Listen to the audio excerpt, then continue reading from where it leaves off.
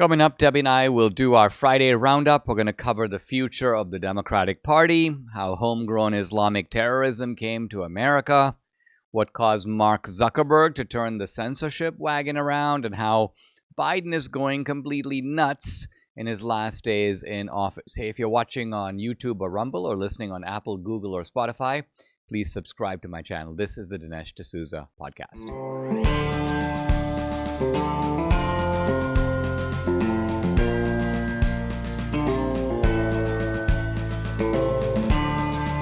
America needs this voice.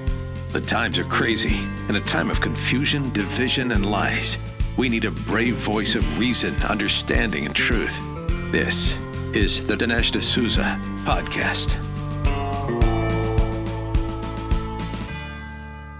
Debbie and I are ready for our weekend roundup, and I thought we'd begin with kind of the funny story, which is that because this is a podcast and we're in a studio, typically at the beginning of the podcast, Debbie does very light makeup on me. Now, it's makeup mainly just to remove a shine, but you had a pretty funny experience when you went to buy this makeup.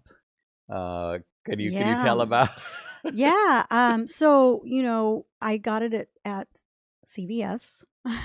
And it's basically just a powder, but it's dark, dark Right. for dark skin, right? Well, my skin is not dark, obviously. So I go to the counter and the guy,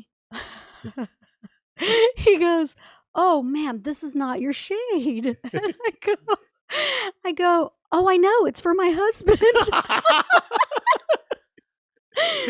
And he just looked at me like he couldn't believe I said that. This happened about a year ago. Yeah. And I say this because you told me yesterday, I guess it was, that my I'm running makeup has out. run out. Yes. And you're like, I'm a little bit hesitant to go and replenish it because of what happened last time. I may have to do the Amazon. Do it online. Do it online.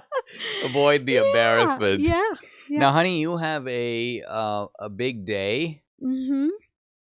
a birthday, and today, 59. Yeah.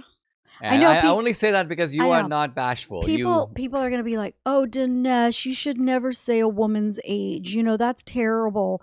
But I've never been. It's never bothered me, except when I was 23 years old, and I was working for Liberty Military Sales, a company that has since gone under. It went under actually back in the early 90s, but I kind of became in charge of the customer service department for all the stores, and I was 23, and I had to sit there with all these old men who were extremely, I guess at the time, kind of chauvinistic, condescending and everything. And I was very young, and I was 23, and I looked like I was about 14 or 15 years old. I tried really hard to put on the makeup. I wanted to look really old and very mature, and I don't think it worked. So that was the only time I ever really was concerned about my age. But, as I get older, of course, my kids, Justin, Juliana, they're, Justin's going to be 30 this year, Juliana 25. Yeah. They remind me how old I am all the time. So, I find with a lot of things you have, it's a bit of a trade-off. I had pretty oily skin when I was in my teenage years. And as a teenager, you hate that. You don't want to have that kind of oily skin. In fact, it's a little more susceptible to getting pimples, getting zits, that kind of stuff. Yeah. But of course, that oily skin helps you later in life because you don't get wrinkles. So you don't get as many wrinkles. But it's not like we don't have any, but we have some. The other thing I think is that when you are young and you look really young, you don't like it. No. Because you feel like, I'm in the 11th grade. I look like I'm an 8th grader. Yeah. And you said when you taught school. Oh, yeah. And I taught high school when I was 32. I looked like I was in high school. So I would get asked for my hall pass. And I was like, no, I'm a teacher, really. But, I was only like 14 years older than the rest of the kids. And so, Right. it was a little, Yeah. but now, I love it when people tell me I don't look 59, but I'm like, oh, I think you're just saying that because every time I look in the mirror, I see it. Well, we have a little bit of a double-edged sword because I think what happens is sometimes when we go to events or we go to things, people will say to us something like, "You look a lot better in person than you do on the podcast," Yeah. which is a Yeah. double-edged comment because if you Yeah. take it, well, I look horrible on the podcast, Yeah. But the thing about it is, if they said the opposite, you'd be offended the I'd other be way. offended. So like you can't, I can't just, I don't know. Anyway, Yeah. let's talk also about, since we're talking family, it looks like Brandon Gill is hitting the ground running. And I say this because just this week, I mean, the guy has barely been sworn into office. We were there last weekend for his swearing in. He's one of the first congressmen out with a bill. And his bill is a consolidation of Trump's Remain in Mexico policy. In other words, if you're applying for asylum, you don't get to be released in this country and hang around for 18 months waiting for your court You date. remain in Mexico. You stay on the other side of the fence. That's right. When you have your court date, you show up. I mean, it's just common sense. I'm sure Yeah. every other country in the world. But the Mexican president doesn't like it because she's like, well, these people aren't all Mexican. I don't want them to remain here because it's, But why let Yeah. them in the country in the first? Remember, they're Well- coming into the country from the other side. yeah, I know. So it's your fault if you let them Exactly, in. It's but- kind of like someone goes through Bangladesh to come to India. The Indians aren't going to say, well, I guess you don't belong in Bangladesh either. No. Bangladesh? That's Bangladesh is the country. No, I know, but I say Bangladesh. Bangladesh.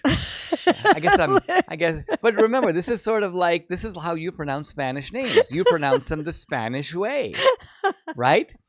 I'm doing kind of the same thing. I guess like Obama, I'll say Pakistan. Pakistan. Pakistan. Not Pakistan. But back to Brandon. Yeah. I think this guy is, he cares about a lot of issues, and he's on a number of really good committees. He's on the Oversight Committee. He's on the Budget Committee. I forget the third committee he's on.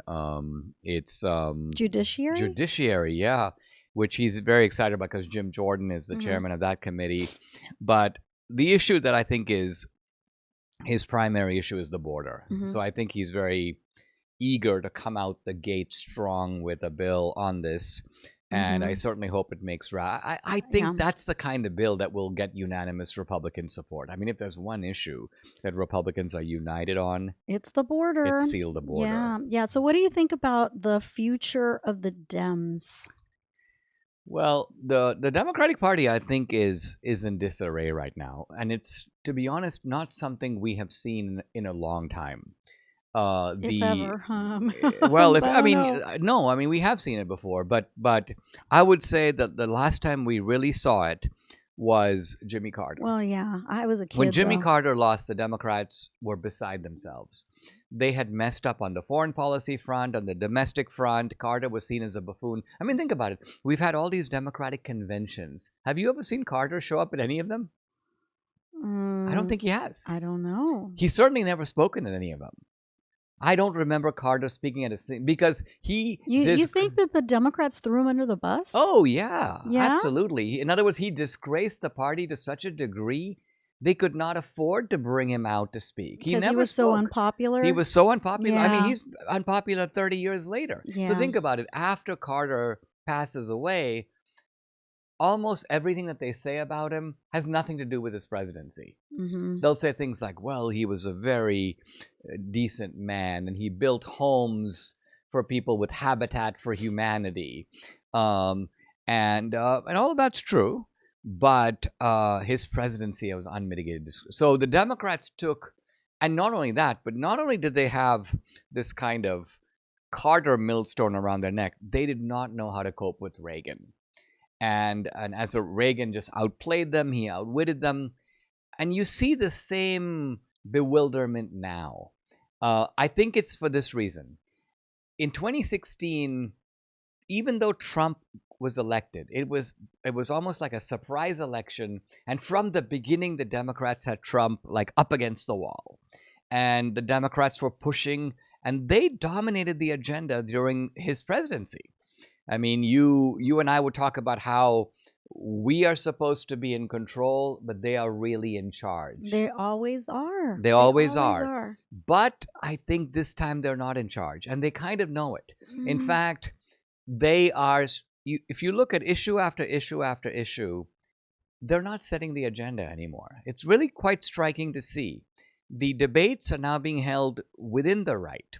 The recent debate, for example, about H-1B visas was by and large the tech libertarian camp. So they watch us self-destruct, basically. Well, no, they watch us, but see, there's no self-destruction happening. Yeah. They watch us there. They'll say things like, well, there seems to be a civil war brewing among the Republicans, but it's no civil war.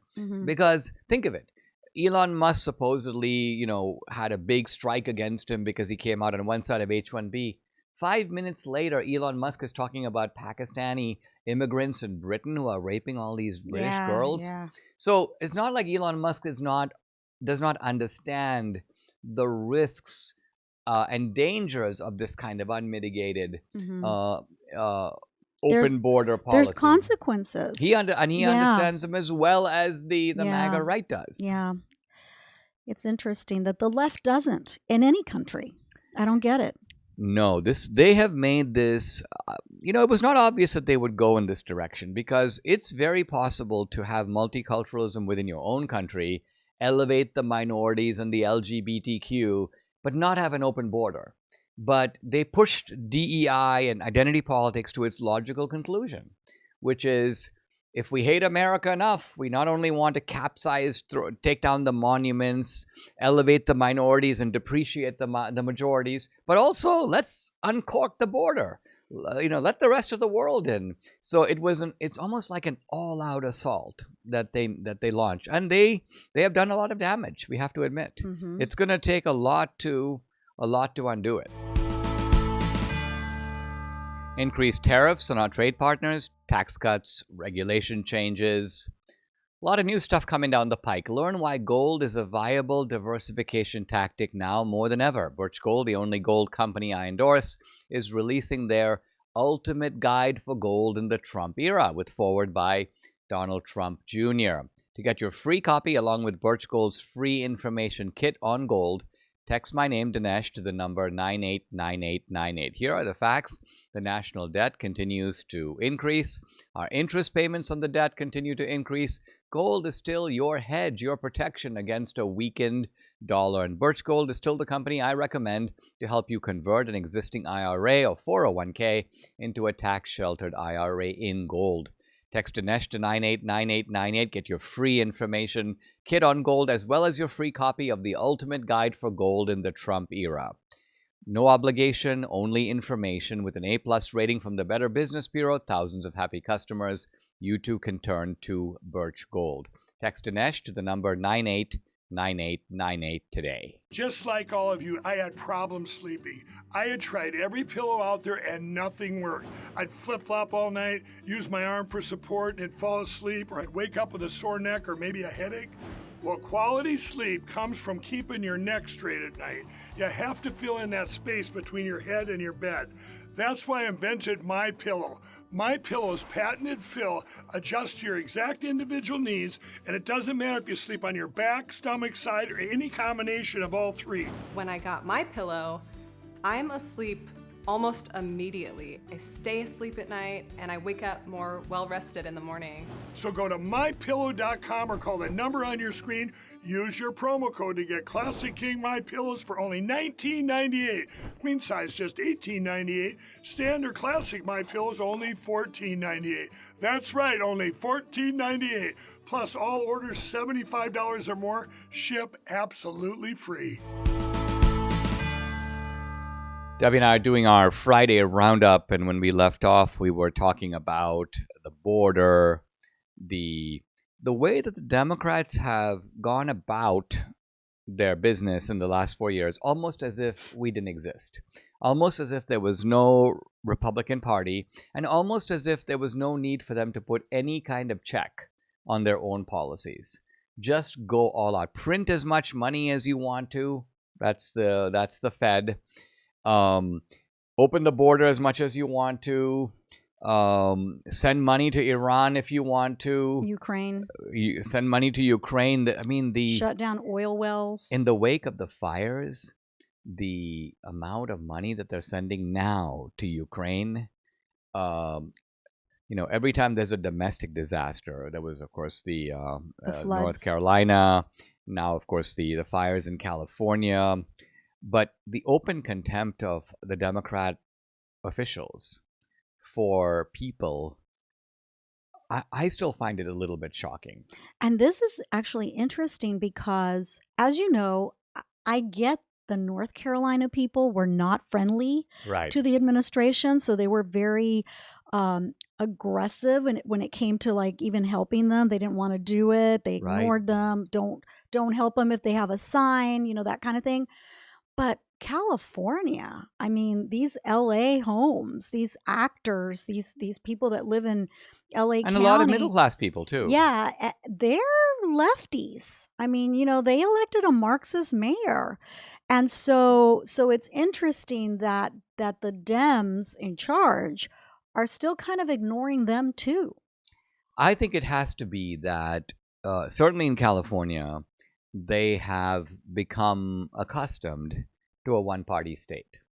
And because they're a one-party state, there's no accountability. Mm-hmm. They make a proposal. In fact, one wacky commissioner makes a proposal, another wacky commissioner makes a more extreme proposal, and by and large, the more extreme proposal goes through because there's no real resistance coming from anywhere.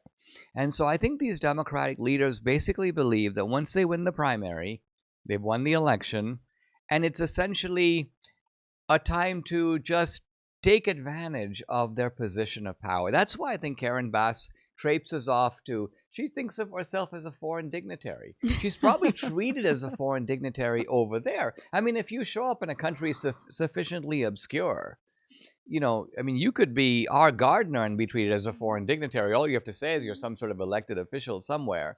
So, but all of this, I think, is just goes to show that these guys have mastered the rhetoric of war for the people, war for democracy, war for the little guy, war for the minorities.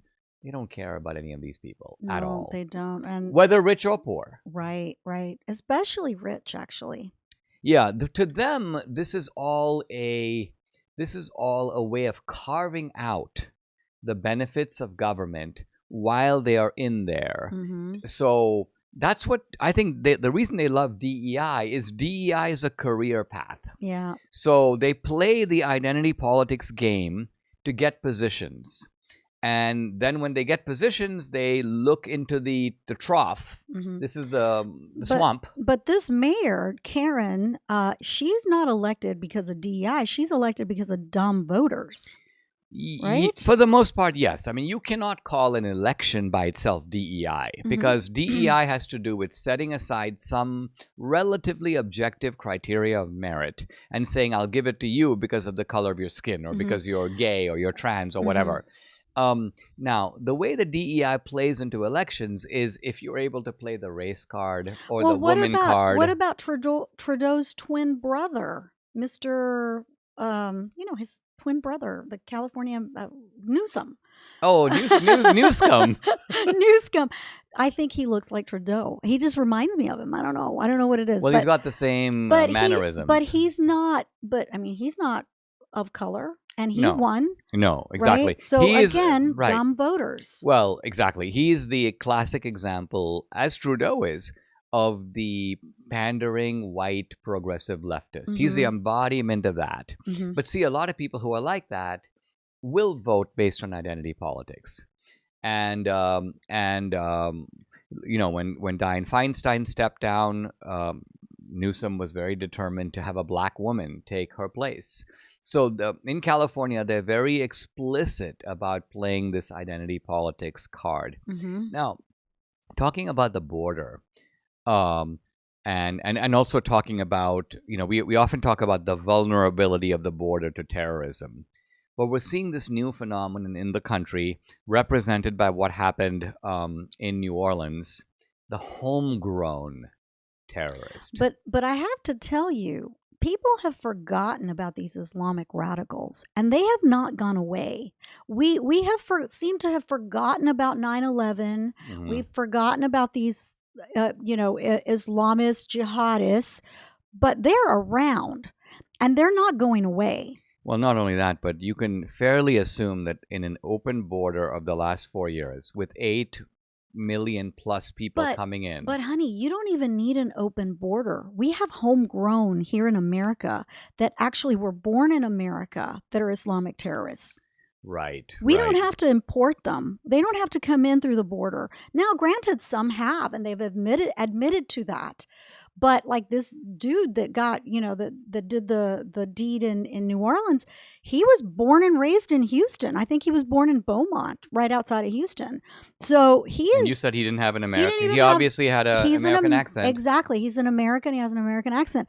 And this is why I cringe at the thought of an Islamic terrorist in the making that wants to be a pilot. Remember, I talked to you about this. Yeah, this is interesting because we take a lot of flights, and of course, if you'll sometimes see as you stand up to go to the bathroom that the stewardess interposes herself because the pilot is going. So in other words, they create a blockade. A barrier. They create a barrier between the passengers and the pilots in the cockpit, as if to say that the cockpit has to be kept secure. And what you're saying is that, wait a minute, it is not out of the question that we will get terrorists in the cockpit. I think within the next 5 to 10 years, it would not shock me in the least if we had a jihadist pilot kill his whole, airplane because he wants to commit,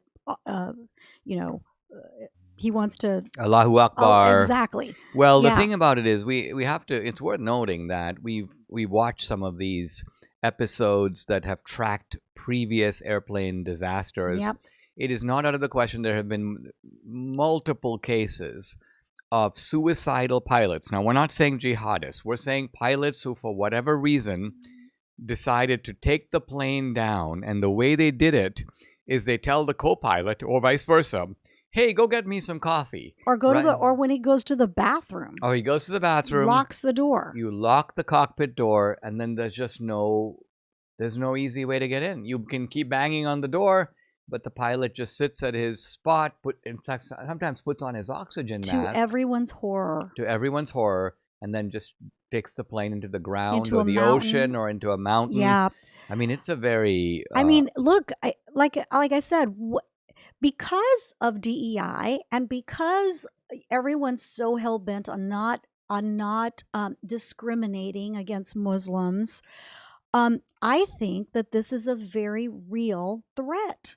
Because think about it, a Muslim young man, he's law-abiding, everything else, but he wants to be a pilot. And he's born in Indiana. He's an American. Yeah.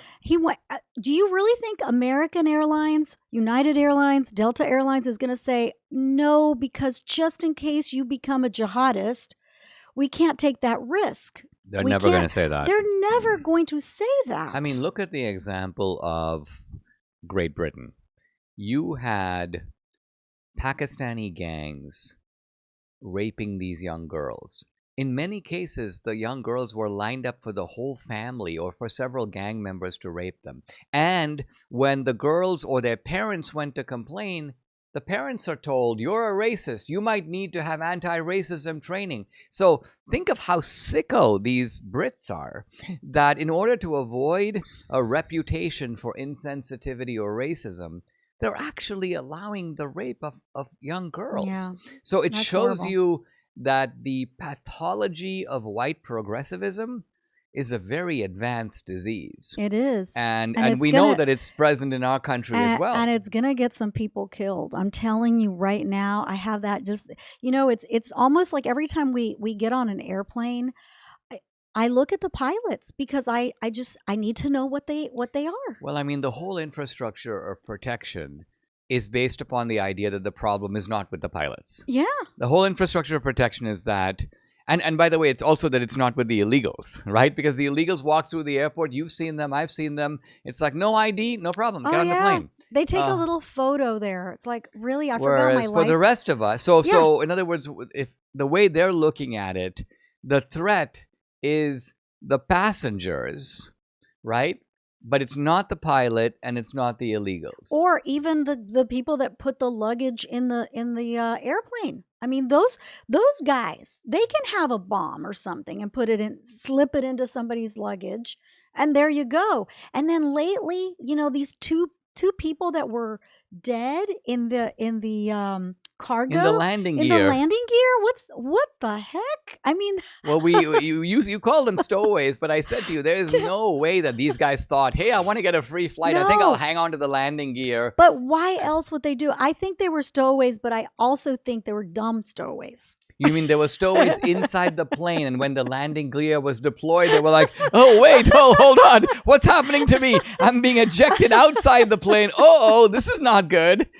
Stowaway plan aborted. I don't know, but that just tells you quality control. And then the latest about the United Airlines and the American Airlines clipping each other on the runway. I mean, guys, this is crazy. I think part of it, of course, is DEI, but part of it is also, I think there has been a degradation of quality standards in the country generally. We see it in customer service and in all kinds of areas. This is just a culture that tolerates a higher degree of sloppiness than it did before.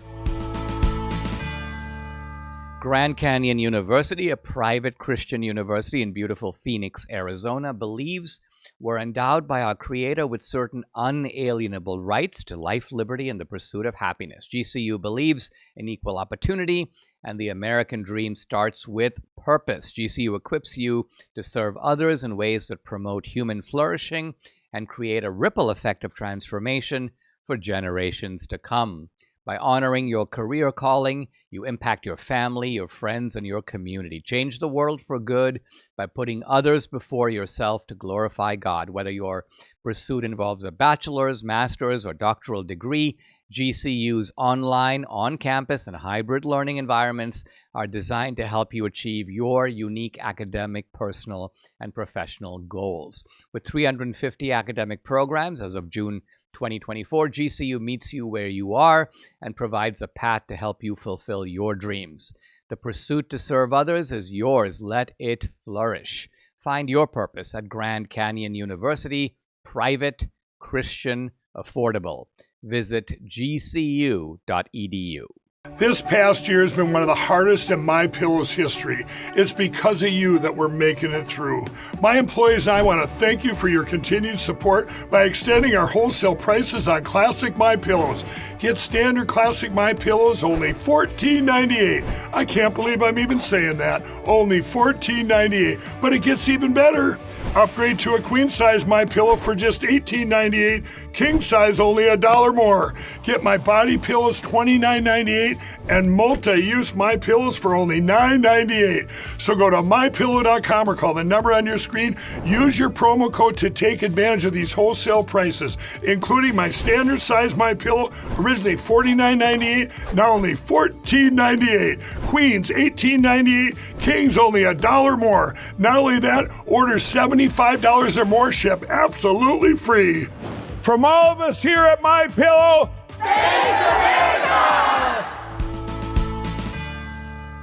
I've been talking this week about the fact that it's a new day or a new era at Facebook, at least according to Mark Zuckerberg. Now, we have had, just through the podcast, quite a bit of dealings with Facebook, including some very sort of near misses or close shaves. I don't really know what to call it. And in some cases, absurd strikes that have been put on us by Facebook, often for things that are very innocuous. I think at one point I talked about Kyle Rittenhouse defending himself, and You got a strike. I got a strike for, quote, it had to do with Facebook's kind of dangerous individuals policy, as if I was somehow praising. Or as if he was a dangerous individual. He had just been acquitted. this is the point. But they claim that the policy had been put in place before he was acquitted, and so they appeal to this technicality. When I tried to say, hey, listen, the guy's been acquitted, they were like, well, yes, but our policy went into effect beforehand. So Facebook has just been an absolutely disgraceful operation. And not only that, but they censor you. So like people that are on your fan page don't even see your posts because the algorithm makes it to where just the same as YouTube actually.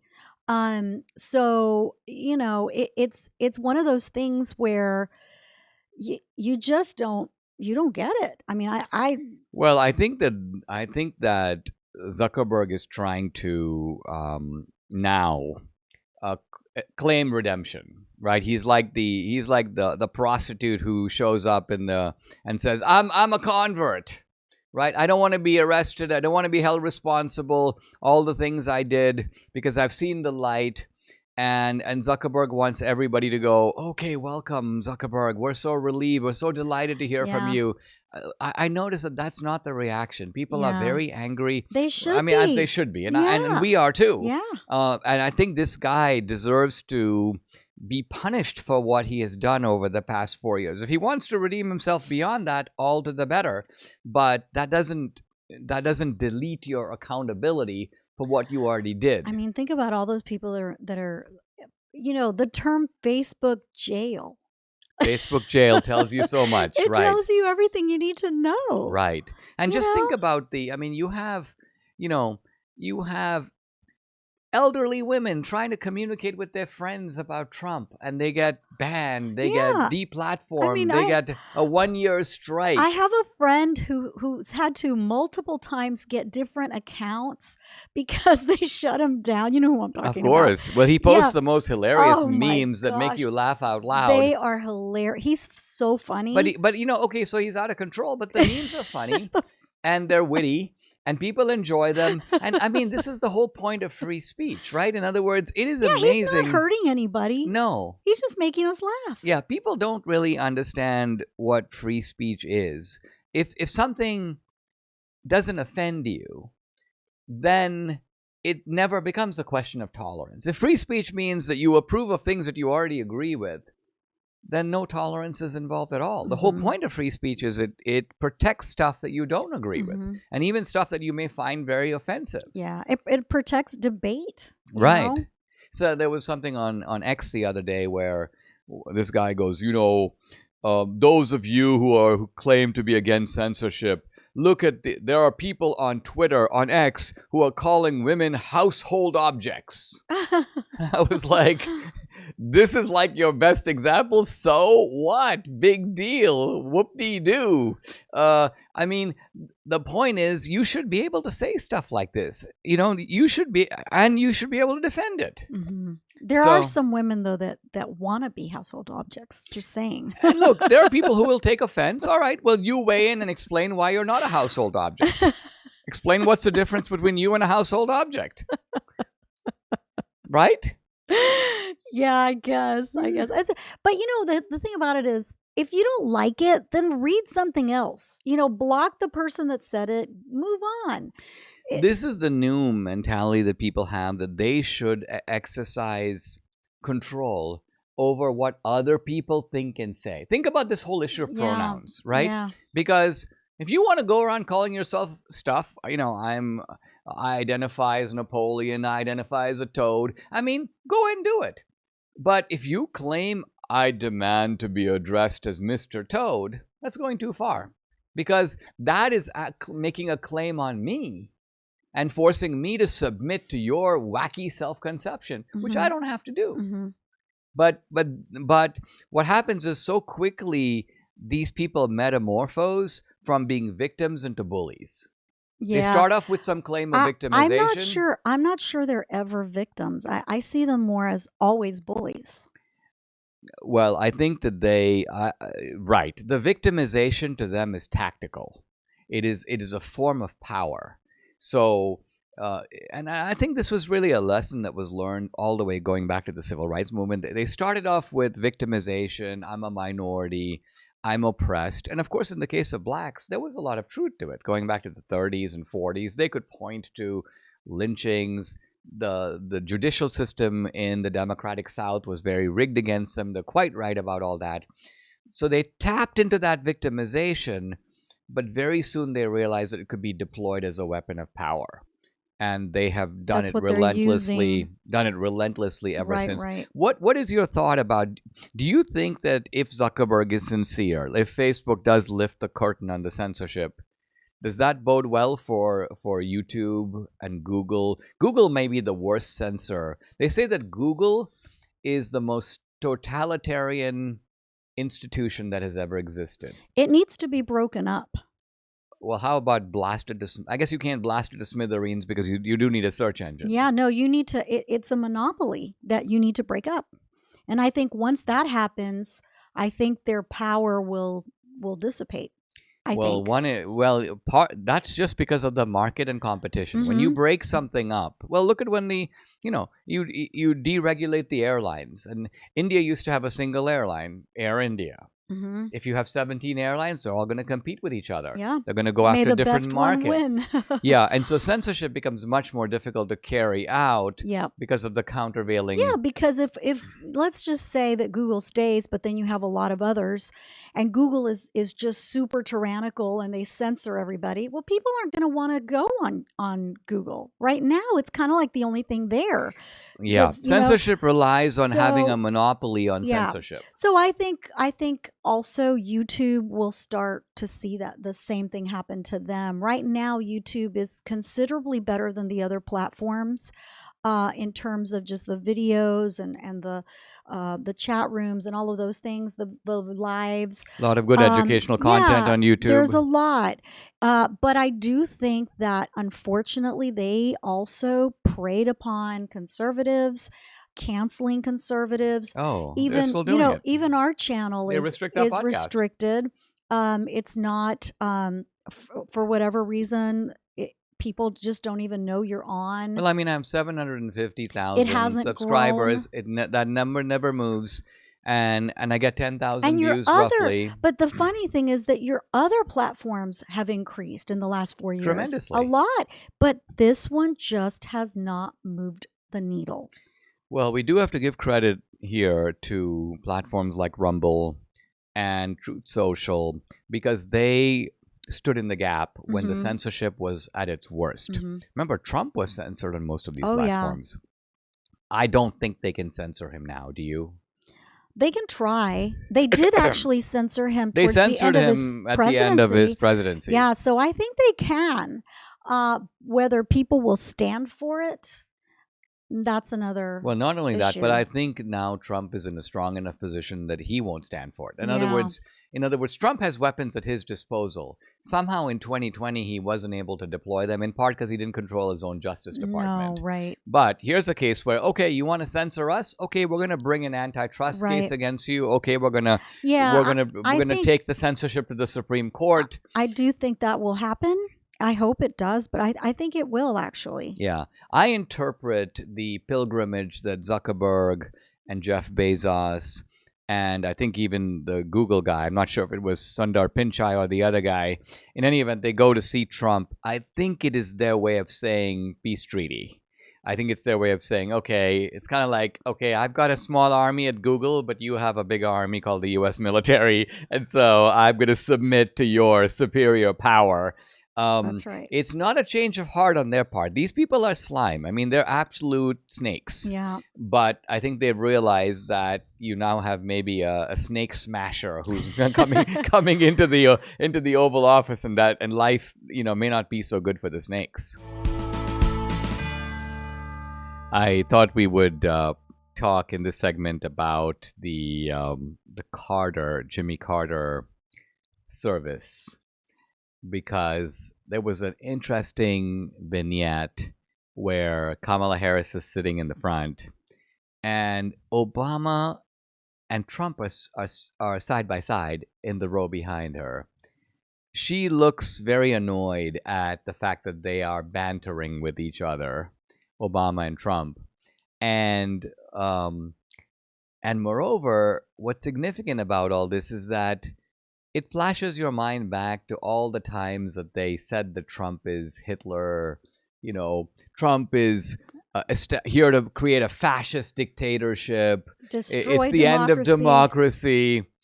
And if you just watch Obama's manner, it's clear he never for a moment believed a word of it. So this highlights the supreme cynicism of these people, because you can't believe a word of what they say. It's all a game to them. It's like, okay, it's campaign time. This is where I get to call you a Nazi. And however, you're not really a Nazi. You're not really a Nazi, and you know Yeah, that, and I know that. But maybe there's a bunch of stupid Democrats out there who go, yeah, he's a Nazi. I could never vote for that guy. I'm going to tell all my friends not to vote for the Nazi. So it's almost like an insider agreement that this is okay. Because I have to say that by Trump speaking cordially to Obama, even he is sort of endorsing this practice. And I say that because, quite honestly, if somebody went around calling me a Nazi and I'm sitting next to them, I would not speak to them. Like, I wouldn't speak to Obama just because he's Obama. Yeah, you and I have talked about the fact that even if we had a free dinner with Obama, we would not attend. No, and no. Right? I mean, it's kind of like... I don't even think I would shake his hand. Yeah. Well, it's because, I mean, a part of me is intrigued. But you also know, I mean, it's kind of like Vacation with Satan, right? Come on a vacation, all expenses paid vacation with Satan. It's like, I don't really know if I want to be around. Would you even be tempted? No. I wouldn't be tempted. Okay, no, good. I wouldn't be tempted because, I mean, that would be horrible. Exactly. Horrible. I mean, exactly. I wouldn't dream of doing that. With Obama, it's almost like I have a certain anthropological curiosity about this man. Because I don't think he would want to take you out to dinner, though. I think he hates you that much. Interestingly, when I would speak on campuses, this is going back a few years now. A lot of times I'd say, well, Obama came after me after I did that movie, and students would say to me, "Look, what makes you think he saw your dumb movie? What makes you think he's even motivated by that? What makes you think he'll spend any time worrying about you, Dinesh?" And I was like, well, when 2016 was in the theater, in 2,000 theaters, and it was, doing very well, every day I was getting blasted on a website called barackobama.com. So I go, gee, that's where I get the idea that this vindictive narcissist is not happy about me and not happy about the film. I don't know He's about attacking that. me by name. I don't know about that because I don't know who owned that website. He did. Did he really? Of course he did. Okay, You know why we know that? Is because once he came into office, he took the website down. It was his personal website. Oh, it was his personal. Okay, yeah. It's like Dinesh D'Souza.com. The reason I knew he hated you was after your conviction. No. When they went after you. But see, I think what these student leftists were getting at is, no, your conviction must have been because you're a hardened criminal. It couldn't be because Obama is targeting you because he doesn't have time to do things like that. He's just way up here. But I was like, no, the guy is extremely petty. And I think what got him about the film wasn't that I made a critique of Obamacare. It was that I went inside his world, right? Yeah. Interviewing his brother. I'm there at his family homestead. I'm dragging a goat to be, as the price of the interview with his grandmother. I mean, it made him look whacked and hypocritical and deceitful. A very bad guy. Very bad. I think he saw that and he was like, I'm going to make the guy who does this pay. Yeah, for sure. So, I was, you remember I told you about the Biden admin releases 11 Yemeni detainees from... Oh, that's right. Yes. From Guantanamo Bay. Suspected Al-Qaeda ties, these guys, right? And I go, this reeks of Obama. Yeah, this is actually not something that even Biden would. We know that Biden doesn't do a lot on his own. Yeah. But there are certain things that are more consistent with the Biden way. Like, for example, something like, let's have a meeting and when I leave, there will be an empty briefcase and I expect to find cash in it. That's a Biden thing. Biden is quite capable of doing that. Now, he didn't do it exactly that way. He worked through Hunter Biden and James Biden, but that kind of corruption suits him. Uh-huh. But this kind of thing has Obama's aroma coming right out of it, It stinks of Obama. It stinks of Obama. Sure, because for sure. Remember, he did it before. He did it before. He released the hardened Taliban leaders, remember? And it was always covered by some sort of... And then he exchanged that guy. That the deserter. Yeah. Yeah, of course. What was his name? I forget his name. Oh, I'm trying to remember now. The guy... Bergdahl. Bo Bergdahl. Bergdahl. Yeah. He exchanged him for an Al-Qaeda guy, you know?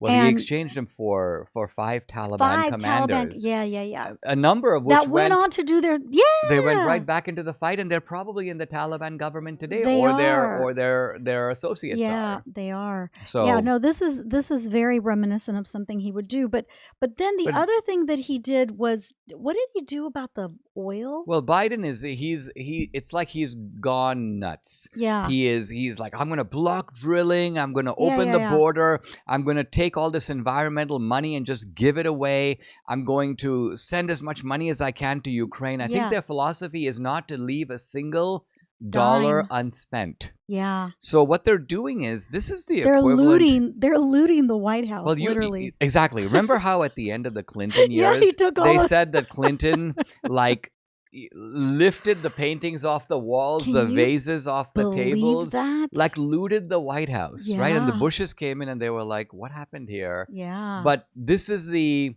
policy equivalent of that. Yes, it is. This is like, let's take the budget, blow it. Yes. You know, let's grant as many amnesties and pardons as we can. But as you know, I don't think Biden is actually like doing it himself. I do think he's getting all these people that actually held him up for the 4 years that he was president, because you know the man, he is senile, or he's got dementia. He can't make decisions. I agree with that, but I do think that he was in on this bargain from the beginning. In other words, it wasn't that in 2020 Biden said, I don't know what's going on. You know what? You guys just tell me what to do and say. I think Biden realized, I've always wanted to be president. I'm not going to be able to make it on my own. In fact, he was doing terribly in the primary. That's right. So he sat down with the Democratic kind of bosses, almost like the old days of smoky rooms. And they said to him, this is how it's going to have to be. You are not really going to be the president, but you're going to be the figurehead of the presidency. So he was okay with that. And he was okay with that. And they probably also said, we know that you've been running all kinds of rackets. Yep. So, we'll protect you. We'll keep all that money in your pocket. You'll have multiple homes. You'll have the title of having been the president. Yeah. But the real power. But what about him telling people, if I had stayed in the race, I would have won? What about that? Do you think that's his idea? Well, that I think that is truly the senility talking, right? Because I think I've even seen people from Mark Halperin on the left to others say, this is Harry Enton, who's the poll guy at CNN. He even said, this is manifestly untrue. And he went on to show polls showing that Biden was just losing decisively, that Kamala Harris at least made a race of it. She lost all the swing states, which does suggest a decisive Trump victory, but I think it would have been even bigger with Biden. Well, it's funny. I'm like thinking, is he the one saying that, or is it, or is it Obama? Because I do you think Obama's going to stick around? Do you think he's going to continue to live near the White House? Well, if you think about it, I don't know what he has in that Kalorama house. He probably has all kinds of equipment and big screens and stuff. And now it's going to be like, you know what? Maybe that's what the conversation was about. Him and Trump. Hey, I've got all this high-tech equipment, which is directly connected to the Oval Office. What am I going to do with it now? Maybe I can sell it to you at a discount rate, right? Because obviously Trump is not going to hear from Obama. Well, the other possibility is Obama could make himself the. You remember when we were in London, we went to the Winston Churchill underground hideout and bunker in World War. Maybe this can be the bunker of the resistance to Trump. Oh. So in other words, all kinds of kooks, Rachel Maddow, Alex Soros, all these people can regularly convene at Obama's Kalorama house. They can all do all the stuff they do, all the ideological plotting. They can probably have a big witch's cauldron going, managed by Hillary. She's the head witch, brewing the great witch's brew. They can all do hexes on Trump. Oh my at the end of the gosh. day. Yeah, that sounds like a possibility. I mean, I don't want to suggest it too loudly because they might all be don't give listening. them any ideas. I was going to say they all listen and they go, "Wow, Dinesh, we rarely agree with you, but in this case, you have a great idea." Subscribe to the Dinesh D'Souza podcast on Apple, Google, and Spotify, or watch on Rumble, YouTube, and SalemNow.com.